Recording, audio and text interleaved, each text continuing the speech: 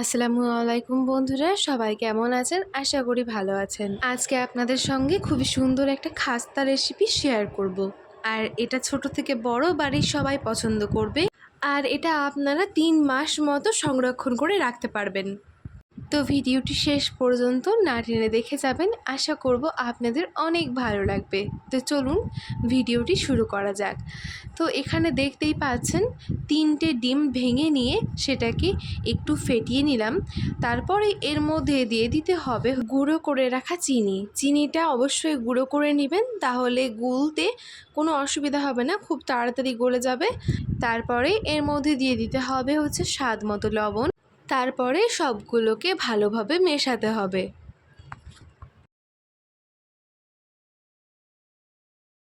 তারপরে এর মধ্যে দিয়ে দিতে হবে গরম মশলা বাটা, এতে স্বাদটা আরও বেড়ে যাবে। এটা যত বেশি ফাটাবেন এই খাস্তাটা খেতে তত বেশি ভালো হবে, তাই চেষ্টা করবেন খুব বেশি করে ভালোভাবে ফেটিয়ে নেওয়ার। তারপরে এর মধ্যে অল্প পরিমাণে সাদা তেল দিয়ে দিতে হবে। তারপরে এটাকে আবারও ভালোভাবে মেশাতে হবে। ভালো করে ফেটিয়ে নেওয়ার পরে এখানে দিয়ে দিতে হবে ময়দা। ময়দা এখানে আপনারা পরিমাণ মতো দেবেন। 3টে ডিমে যতটা ময়দা লাগবে ঠিক ততটাই দেবেন। এইখানে অল্প অল্প করে দেখতেই পাচ্ছেন ময়দা দিচ্ছে আর ভালোভাবে গোলাচ্ছে। এটার একটা ডো করে নিতে হবে এইভাবে আস্তে আস্তে করে ময়দা দিয়ে।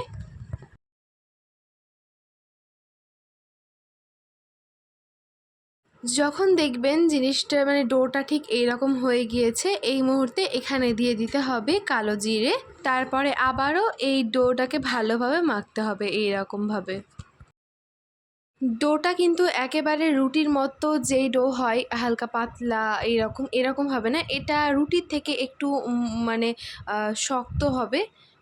বেশি নরম করা যাবে না, আবার বেশি শক্ত করা যাবে না। তার থেকে রুটির ডোয়ের থেকে একটু শক্ত হবে। তারপরে ওটা 15 মিনিট মতো ঢেকে রেখে দিয়েছিলাম। তারপরে এটাকে ছোট ছোট করে নিচে কেটে এইভাবে গোল গোল করে বেলে নিতে হবে রুটির মতো করে। বেলুন পিড়েতে অবশ্যই কিন্তু এখানে সাদা তেল ইউজ করবেন, কোনো রকমের ময়দা না, যাতে এই রুটিটা এইটা যাতে লেগে না যায় বেলুন পিড়েতে।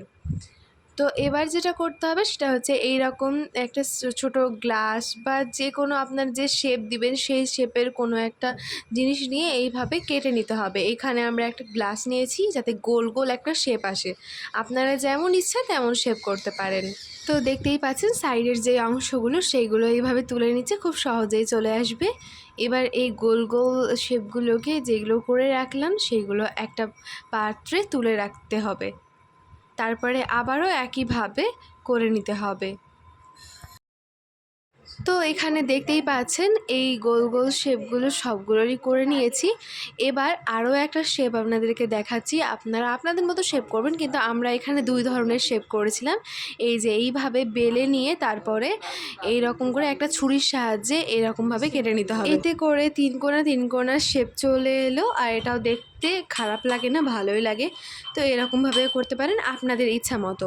তো কড়াইতে সাদা তেল গরম করতে দিয়ে দিয়েছিলাম। গরম হয়ে গেলে এইগুলোকে এক এক করে দিয়ে দিতে হবে এবং লাল লাল করে সুন্দরভাবে ভেজে নিতে হবে।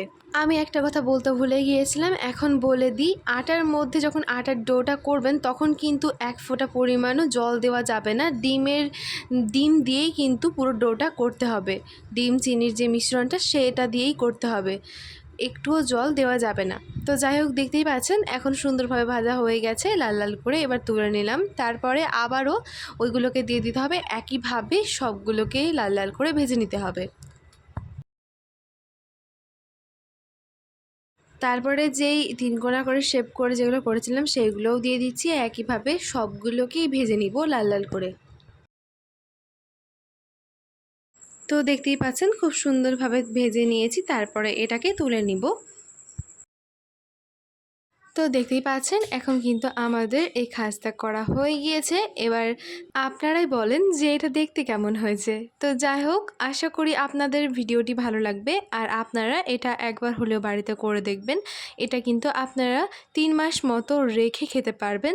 এটা অবশ্যই স্টিলের কৌটোয় রাখার চেষ্টা করবেন, তাতে বেশি দিন পর্যন্ত এটা রেখে খেতে পারবেন। আর ছোট বাচ্চারা অনেক পছন্দ করবে, আর এটা বেশ নরম হয়, খেতেও অনেক ভালো লাগে।